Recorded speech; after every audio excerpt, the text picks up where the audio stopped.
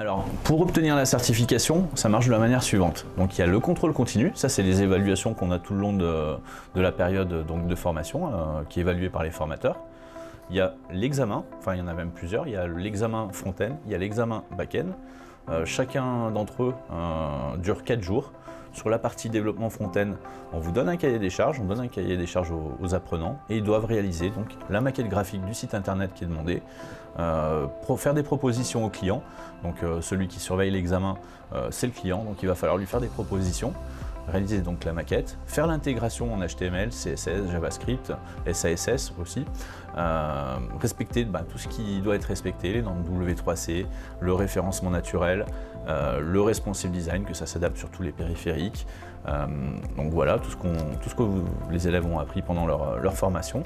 Ils doivent effectuer la mise en ligne et ça, ils doivent le faire en 4 jours. Donc ça fait partie aussi du challenge, c'est de travailler rapidement mais efficacement sur la globalité du projet. Et le 5e jour, ce sont des chefs d'entreprise qui viennent ici, donc il y a 2 chefs d'entreprise par élève, et c'est aux chefs d'entreprise qui vont devoir présenter le travail qu'ils ont réalisé.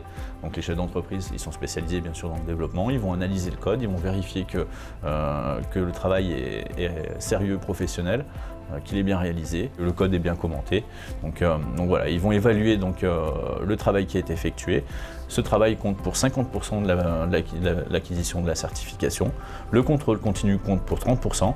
Et tout à la fin, il y a une période en entreprise à faire qui est évaluée par des tuteurs d'entreprise qui est à hauteur de 20%, ce qui fait bien 100%. Il faut avoir la moyenne sur tous les modules. Pour le module développement back-end, c'est le même principe, ça dure le même temps, donc sur 4 jours. Là, on donne un cahier des fonctionnalités, donc en gros, c'est une application à développer qu'on aurait imaginé donc, pour l'occasion. Et donc, il va falloir développer cette application en utilisant un langage objet serveur, de l'Ajax, et bien sûr sécuriser les données enregistrées, crypter les mots de passe, protéger les données inhérentes au RGPD.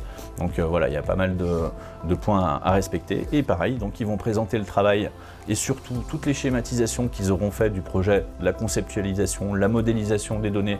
Donc ils vont l'expliquer aux chefs d'entreprise pour valider qu'ils ont bien compris, qu'ils savent construire et qu'ils sont prêts à développer des choses encore plus complexes et encore plus évoluées.